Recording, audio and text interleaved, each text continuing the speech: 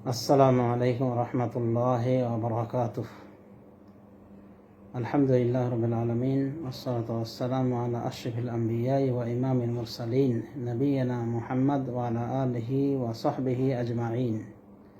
আল্লাহুম্মা ইন্নী আসআলুকা ইলমান নাফিআন ওয়া রিজকান তাইয়্যিবান ওয়া আমালান মুতাকাব্বালা।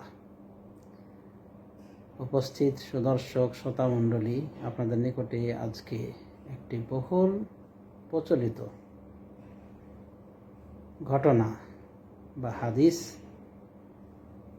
যা সম্মানিত সাহাবী আব্দুর রহমান বিন আউফ সম্পর্কিত। এই হাদিস নিয়ে পর্যালোচনা করতে চাই। ওমা তৌফিক ইল্লা বিল্লাহ। ঘটনার সারনির্যাস হলো যে আব্দুর রহমান বিন আউফ রাদিয়াল্লাহু আনহু তিনি অনেক বড় ধনকুবের ছিলেন। এরপরও তিনি জান্নাতে প্রবেশ করবেন হামাগুড়ি দিয়ে, মানে সোজা দাঁড়িয়ে জান্নাতে প্রবেশ করতে পারবেন না, মানে হামাগুড়ি দিয়ে, মানে কষ্ট করে জান্নাতে যাবেন। ইয়াযুবিল্লাহ।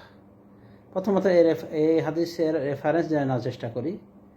হাদিসটিকে ইমাম আহমদ বিন হাম্বল তার মুসনাদ আহমদে 6 নম্বর খণ্ড 115 পৃষ্ঠায় উল্লেখ করেছেন।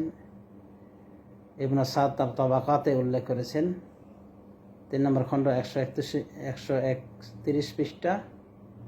ইবনে আদি তার আল কামিল গ্রন্থে বর্ণনা করেছেন 3 নম্বর খণ্ড 12 পৃষ্ঠা। হাফিজ যাহাবী তার সিয়ার আলামিন নুবালাতে উল্লেখ করেছেন 1 নম্বর খণ্ড 76-77 পৃষ্ঠা। তো বলা যায় যে এই ছিল কিছু রেফারেন্স, আরও অনেক রেফারেন্স রয়েছে। তো এই হাদিসটি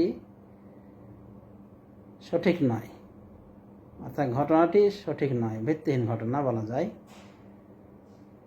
হাফেজ ইবনে হাজার রহমাতুল্লাহ আলাইহি সহ বড় বড় বিদ্বানগণ এই জাতীয় ঘটনাকে অস্বীকার করেছেন।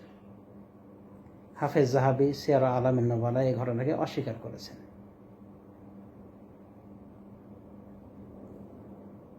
এই ঘটনাকে মুহাদ্দিসিনে কেরাম অস্বীকৃতি জানালেও এই ঘটনা কিন্তু মার্কেট পেয়ে গিয়েছে, এবং এটাই প্রসিদ্ধ কথা হয়ে গিয়েছে যে সাহাবী আব্দুর রহমান আউফ তিনি হামাগুড়ি দিয়ে জান্নাতে প্রবেশ করবেন, মানে কষ্টের সাথে জান্নাতে যাবেন। কারণ কি, তিনি ধনসম্পদওয়ালা ছিলেন, তাই এটা যেন তার প্রায়শ্চিত্ত।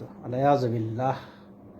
অথচ এই সম্মানিত সাহাবী আব্দুর রহমান আউফ ওই 10 জন সাহাবীদের একজন, যাদেরকে আল্লাহ রাব্বুল আলামিন জিন্দা অবস্থাতে জান্নাতি টাইটেল দিয়েছিলেন।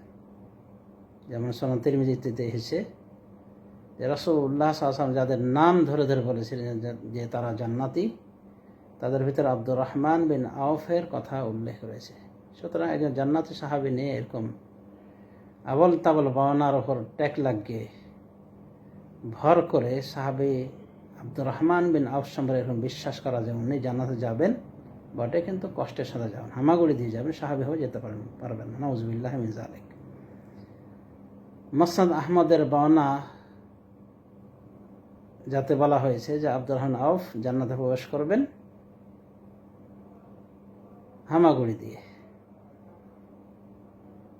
বা রাসূলুল্লাহ সাল্লাল্লাহু আলাইহি ওয়াসাল্লাম বলেছেন যে আমি আব্দুর রহমান বিন আউফকে জান্নাতে প্রবেশ করতে দেখেছি হামাগুড়ি দিয়ে। তো এই যে বর্ণনাগুলি, এই বর্ণনাগুলি সঠিক নয়। মুসনাদ আহমদের বর্ণনায় এই বর্তমান যুগের একজন সেরা মুহাদ্দিস, অন্যতম সেরা মুহাদ্দিস, যিনি আলবানীর পরে পরে উল্লেখিত হন, অর্থাৎ শুআয়ব আন-নাওয়াত, আল্লামা শুআয়ব আন-নাওয়াত, তিনি বলেন মুসনাদ আহমদের বর্ণনা সম্পর্কে, হাদিসুন মুনকারুন বাতিল, এটা একটা হাদিস, এমনই হাদিস মুনকার, যা মুনকার, গর্হিত, বাতিল এবং বাতিল হাদিস। তাহলে হাদিসটি বাতিল। মুসনাদ আহমদ ইত্যাদির সনদে পাওয়া যায় একজন রাবী রয়েছেন, যে রাবী অত্যন্ত আপত্তিকর রাবী, আগলাব বিন তামিম। তিনার ক্ষেত্রে সবাই একমত যে উনি একজন দাঈফ, দুর্বল রাবী। আর একটা বর্ণনায় বলা হয়েছে, এক কথায় এই সমস্ত হাদিসগুলির রেফারেন্সগুলির বর্ণনায় এরকম রাবী রয়েছে। একজন রাবী হলেন আগলাব বিন তামিম, মুত্তাফাকুন আলা দাফি, তার দুর্বলতার ব্যাপারে সমস্ত মুহাদ্দিসিনে কেরাম একমত পোষণ করেছেন, মানে ঐকমত্য হওয়া হয়েছে তার বিষয়ে যে উনি একজন দাঈফ রাবী। হ্যাঁ, আর এক বর্ণনা হয়েছে, সে বর্ণনা তো বলা হয়েছে আব্দুল্লাহ বিন শাবিব, তিনিও একজন মুত্তাফাকুন আলা দাফিহি, তিনিও এমন একজন বর্ণনাকারী যার দুর্বলতার ব্যাপারে যে উনি দুর্বল রাবি এই বিষয়ে মুহাদ্দিসিনে কেরাম ঐকমত্য প্রদর্শন করেছেন, মানে যার বিষয়ে ঐকমত্য অর্জিত হয়েছে এই মর্মে যে উনি দুর্বল রাবি। তার মানে একজন দুর্বল রাবি মানে এই বর্ণাগুলিতে রয়েছে, মানে যে কোনো বর্ণা এরভাবে কোনো না কোনো দোষ আছেই। তো যা হোক, আশা করি আমরা বুঝতে পেরেছি সংক্ষিপ্ত পরিসর যে এইগুলি কোনোটার বর্ণনা রয়েছে আগলাব মিন তামিম, যিনি একেবারে সর্বসম্মত কোনো দুর্বল রাবি। অন্যভাবে আরেক বর্ণনা রয়েছে আব্দুল্লাহ বিন শাবিব, তিনিও দুর্বল রাবি। অন্যভাবে আরও যত বর্ণনা এ মর্মে আসা হয় সবগুলি এভাবে দুর্বল সমস্যাযুক্ত রাবিদের সমস্যা রয়েছে, সনদের সমস্যা রয়েছে। তো এইগুলির ওপরে এই জাতীয় ন্যাংরা খড়া বর্ণনার উপর নির্ভর করে কি একজন সাহাবিকে তহমত দেওয়া যায়, অপবাদ দেওয়া যায় যে ওই সাহাবি তিনি জান্নাতে প্রবেশ করবেন বটে, কিন্তু এই হামাগুড়ি দিয়ে প্রবেশ করবেন, অস্বাভাবিকভাবে প্রবেশ করবেন। নাউজুবিল্লাহ মিন যালিক। লক্ষ্য করে দেখেন জয়ীব জাল হাদিস মানুষের ভিতরে কিভাবে বিশ্বাস এনে দিয়েছে, আজে বাজে বিশ্বাস। ওয়াল ইয়াযু বিল্লাহ।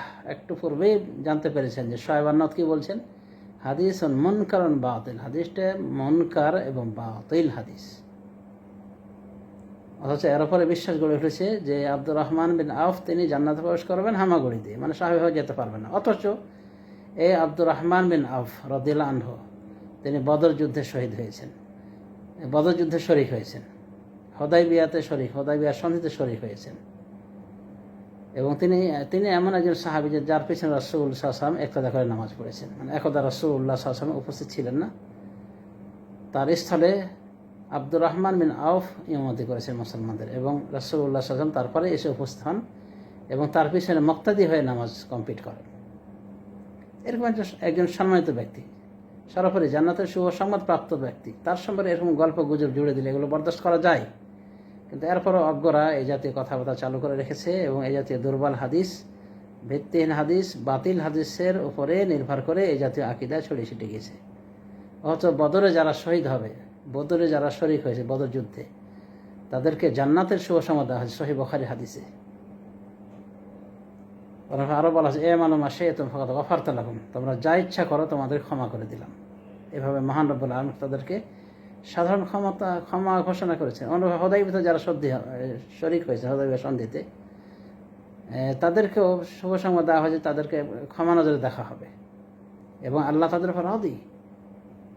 বায়াতুর রিজওয়ানের অধিকারী তারা, তো বায়াতুর রিজওয়ানের যারা অধিকারী তাদের উপর আল্লাহ রাজি, এটা আল্লাহ স্পষ্টভাবে ঘোষণা করে দিয়েছেন সূরা ফাতহের ভিতরে। সুতরাং একজন সম্মানিত সাহাবী, এতটা সম্মানিত সাহাবী যে উনি জান্নাতের টাইটেল প্রাপ্ত, উনি বদরে শহীদ হয়েছেন, বদর যুদ্ধে শরীক হয়েছেন, হুদায়বিয়ার সন্ধিতে শরীক হয়েছেন, অন্যান্য যুদ্ধে শরীক হয়েছেন, তারপরেও এই জাতীয় কথাবার্তা, আজে বাজে কথাবার্তা, আজে বাজে ভাবনা তার সম্পর্কে মানে বলা হয়ে থাকে যে উনি জান্নাতে যাবেন তো বটে, কিন্তু হামাগুড়ি দিয়ে যাবেন। ওয়ালিয়াযুবিল্লাহ, নাউযুবিল্লাহি মিন যালিক। আল্লাহ মানুষকে হেদায়েত দান করুন। তো যাই হোক, সমাজ শুধু আশা করি বুঝতে পেরেছি এটি ভিত্তিহীন ঘটনা। এই ঘটনার উপরে কর্ণপাত করা যাবে না, বরং সাহাবী, উনি সম্মানিত সাহাবী, উনি স্বাভাবিকভাবে জানা যাবেন এবং জান্নাতের যে উচ্চ মাকামগুলি রয়েছে, সর্বোচ্চ জান্নাত, জান্নাতুল ফেরদাউস, আমরা আশা করি যে উনি সেখানে স্থান করে নেবেন ইনশাআল্লাহ বিইজনিল্লাহ। আল্লাহু আ'লাম। সাল্লাল্লাহু আলা নবিয়্যিনা মুহাম্মদ ওয়া আলা আলিহি ওয়া সাহবিহি আজমাইন।